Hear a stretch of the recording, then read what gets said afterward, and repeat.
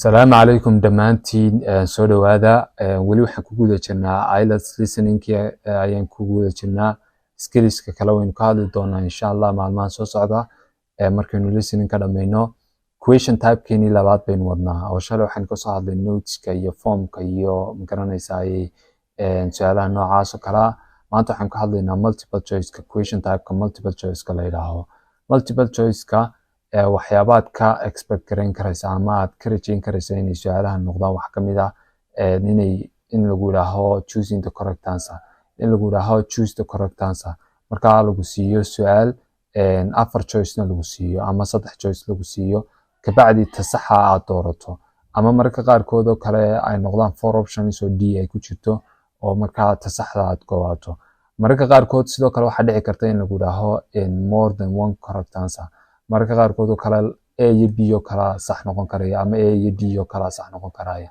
marka muhiimadu waxay tahay inaad fahanto su'aasha oo aad title-kana iska sii akhrido in lagu yiraahday waxa sax noqon doona laba choice ba sax noqon doona iyo in lagu yiraahday hal choice ba sax noqon doona muhiimada inaad iska sii eegto tahay marka haddii aynu sii guda galno su'aalaha type-ka noocana horta marka ugu horeysa muhiimadu intan way ka wada sameeyeen listening codani badanka marka waxaad sameynaysaa inaad informationka iska akhrido informationka maxaa kamid ah inaad title-ka iska akhrido maxaa ku qoran in lagu yiraahday no more than maybe one choice ama more than two choices ama adu mar walba wixii lagu weydiiyay baad iska eegaysaa sidoo kale su'aashaad iska akhrisanaysaa su'aashii lagu siinta aanay soo gaadhin listeningka aanad codka maqlin baa su'aasha iska akhrisanaysaa iyo choiceska haysato choiceska ma akhriday iyo su'aashaad haysato ayaad iska akhriyaysaa danka bacdi waxa kuu soo baxaysa ma garanaysaa keebaa ma garanaysaa saxa iyo keebaa khaldan ayaad eegi doontaa insha Allah underline the keywords mar walba waxa muhiim ah inaad keywords-ka aad iska highlight garaysato keywords-ka aniga hore u soo sheegnay waa ereyada muhiimka ku jira question-kaaga aad leedahay waad maqli doontaa ama codka ayaa lagu soo dari doonaa marka kuwa laftikooga ayaad iska calaamadsanaysaa imikana bal waxaan isla eegi doonaa su'aasha section 2 qayb aynu kasoo qaadanay exam caadi oo real ah marka waxaynu eegi doonaa bal sidaynu uga jawaabnay iyo sidaynu ma garanaysaa aan uga shaqeyno halkan aad ku aragtaa choose the correct answer correct letter A B or C imika midun baa sax noqonaysa ama kan baa sax noqonaysa ama kan baa sax noqonaya ama kan baa sax noqonaya muhiimadu waxay tahay inaad ogaato keebaa sax aad ogaato laba khaldan imika haddii halkan layna odhan lahaa you have two choices you have two correct choices haddii lagu odhan lahaa waxaad dooran lahayd labaad dooran lahayd marka mid baa khalad noqon lahayd laakiin marka lagu yiraahday A B or C A baa dooranaysa ama B baa dooranaysa ama C baa dooranaysa marka maxay ka macno tahay mid uu baa sax saddexdooda topic-kan wuxuu ka hadlayaa in magaalada Santrop la yiraahdo iyo magaaladan kale Malata la yiraahdo ay sameysteen twinning association ama association ka shaqeysa in isku xidho dhexdooda marka ay isbooqdaan marna Francisco ay tagaan dadka magaalada Santrop degan marna dadka Malata degan Francisco ay imaadaan Ingiriiska oo magaalada Santrop ay imaadaan marka halkan wuxuu ka hadlayaa adigu muhiimadu waxa weeyaan inaad fahanto su'aashan iyo ma garanaysaa inaad magaalada garato iyo inaad waxyaabaha kala garato waxyaabahaas muhiim ah laakiin muhiimadu waxa weeyaan inaad codka dhageysato codka inaad ka soo dhex saarto saddexdan wax keebaa ma garanaysaa saxa marka taa ugu horeysa 11aad during the visit to Malata in France members especially enjoyed memberska association kan baa booqday ayaa meesha ugu qoran marka waxa enjoy gareeyeen ama ay ka heleen marka ay booqdeen magaalada Malata la yiraahdo ayaad sheegaysaa marka codkan ku maqli doonaa ma inay tageen team back ba ma inay river trip qaateen ba ay webiga ku safreen ba mise inay cheese factory ay soo booqdeen saddexdaa ka saxda baynu eegi doonaa codkan ay noo sheegi doonaan what will happen tan 12aad kale waxay ku yiraahdeen what will happen in Santrop maxaa ka dhici doona Santrop to mark si loo xuso the 25th century of the Twinning Association waxay xusayaan 25 guuradii imika keywords-kan oo kale 25th century anniversary of the Twinning Association imika Twinning Association-ka iyo 25th anniversary-ga ayaa muhiima oo kuu sheegi doona kuwan maxaa sax waa keywords-ka haysano. Ima keywords-ka sidoo kale waxaa kamid ah tree will be planted waa la beeri doona, a garden seed will be bought, a footbridge will be built. Marka waxay noo sheegi doonaa ka saxda codka ayaynu ka maqli doonaa. What event raised most funds this year? Event-keebaa lacagta ugu badan sanadkan ay soo shaqaysay ay lacag badan ay magaranaysa ay kasoo saareen organizationku. The film show, the pancake evening, the cookery demonstration. Sidoo kale kuwana sax waxaa noqonaya magaranaysa mid unbaa sax noqonaya. Marka mar walba waxaad eegaynaa intaynu keywords ka highlight garaysano baynu eegaynaa magaranaysa keebaa saxa iyo magaranaysa keebaa saxsan. Insha Allah codka isla dhigeysano bal aynu ka wada shaqeyno aynu isla eegno insha Allah. Twinning Association, which organises the link between Stanthorpe in England and a town in France, talking to members about the year's events. First, you have some time to look at questions 11 to 15.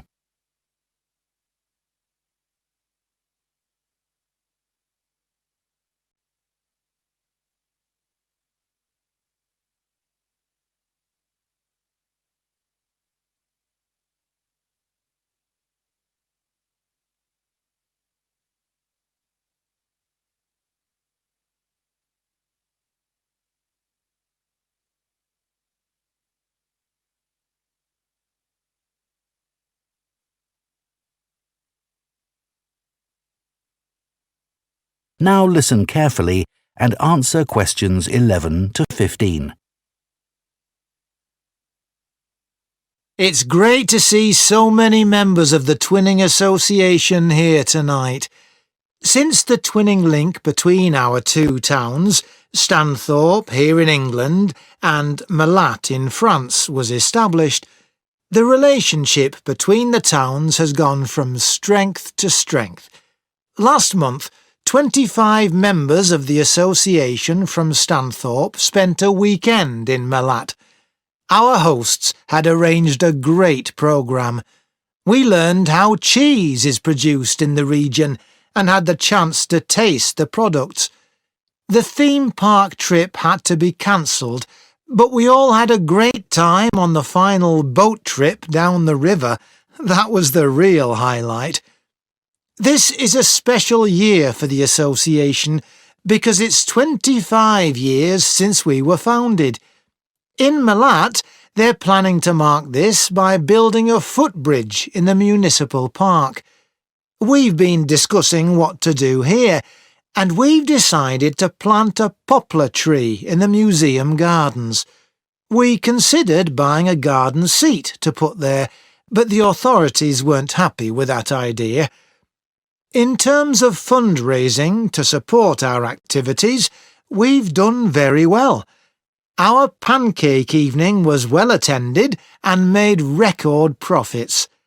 And everyone enjoyed the demonstration of French cookery, which was nearly as successful. Numbers for our film show were limited because of the venue, so we're looking for somewhere bigger next year.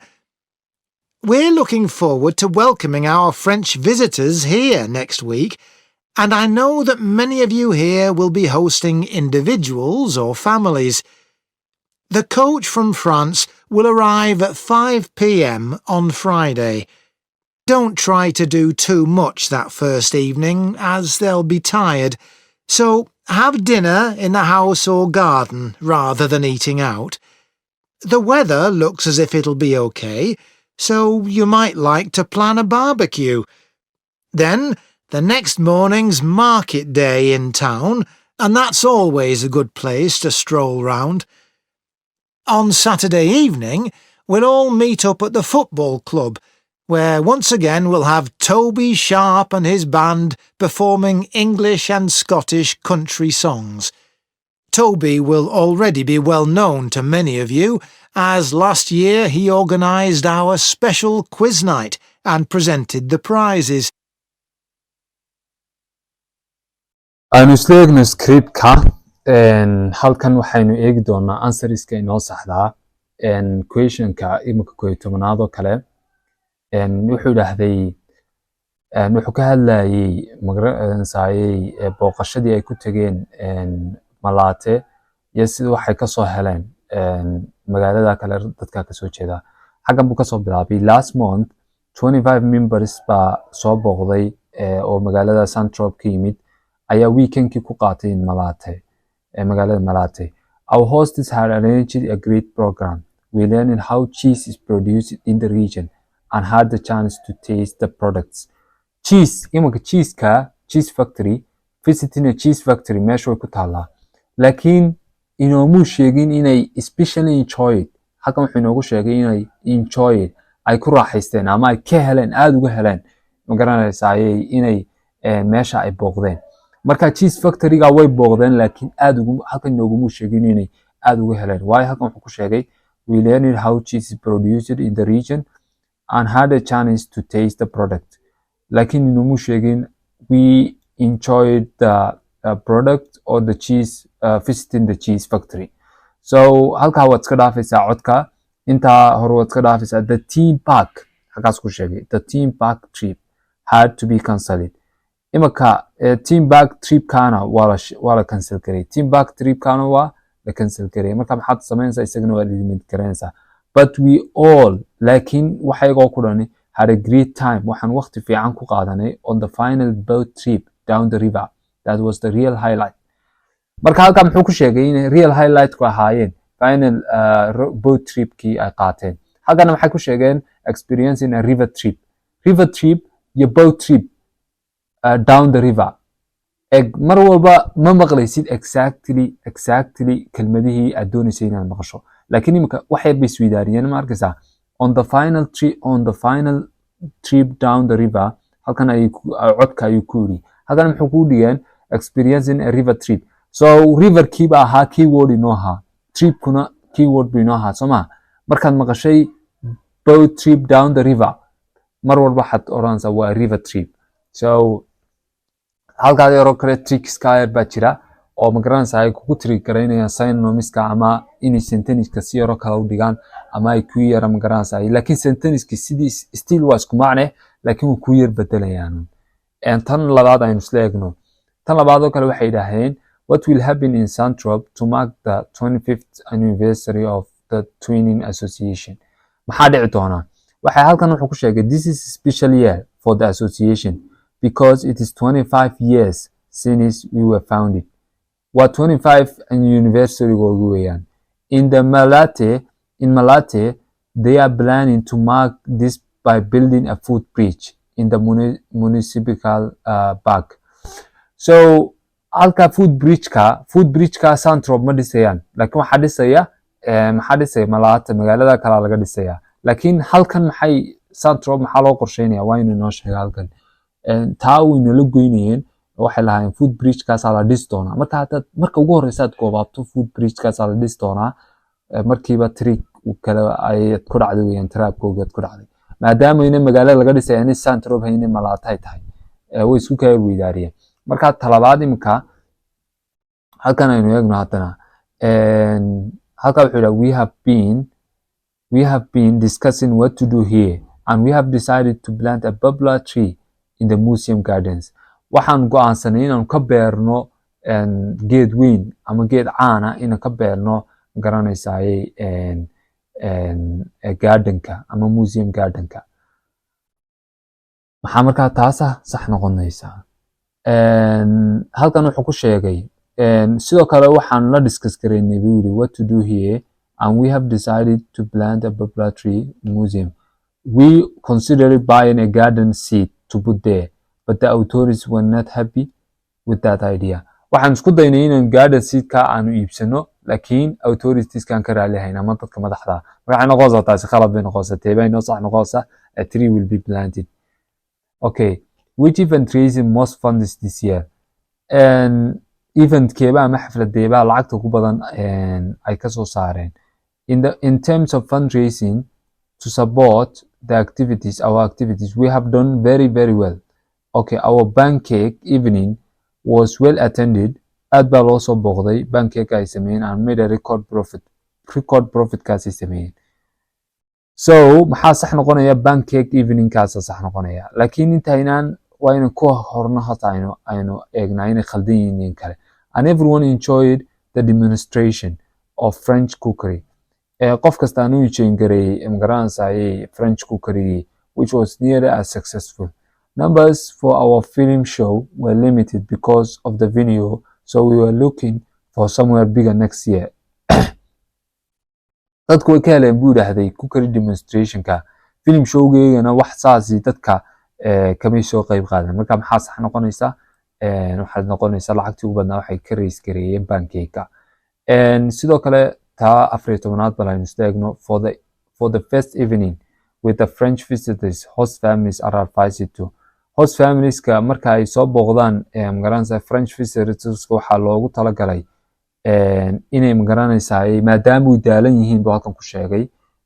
Wuxuu ku sheegay maadaama ay daalan yihiin oo ay imanayaan magaranaysaa xil dambe inay magaranaysaa aanay dibadda dadka u kaxayn. Do not try to do too much that first night because they will be tired. So have a dinner in the house or garden rather than eating out. So cashada ku cuna ama magaranaysaa cashadiina ku cuna gardenka guriga ama guriga ku cuna ayaa saxdi noqonaysa halkii aad dibadda uga baxin lahaydeen bay yidhaahdeen. Marka taasna waxay noqonaysaa go to the local restaurant waa khalad weeyaan. On Saturday evening there will be a chance to. Saturday eveningka waxaa jiri doona chance magaranaysaa ay ku kulmi doonaan. We all meet up at the football club. Football clubka waa lagu kulmi doonaa laakiin ciyaar kuma daawanayaan. Halkan buu ku sheegayaa waxaynu ku dhegeysan doonaa fanaan. Where once again we will have a Toby Sharp and his band performing English and Scottish country songs. Bandkaasaa u magaranaysaa perform gareyn doona ama u heesi doona. Marka singerska imanaya ama heesayaasha imanaya ama dadka musicianada imanaya baa garoonka ugu imanaya, laakiin garoonka match laguma daawanayo. Marka sidaas oo kale trickska bal iskaga ilaalin doontaa. Adiguna practice fara badan haddaad sameyso insha Allahu tacaala waxaan rajeynayaa inaad dhibco fiican ka keeni doonto examkan. Guul baan ku rajeynaya khayr badan insha Allah iyo casharadeeda dambana la socda insha Allah.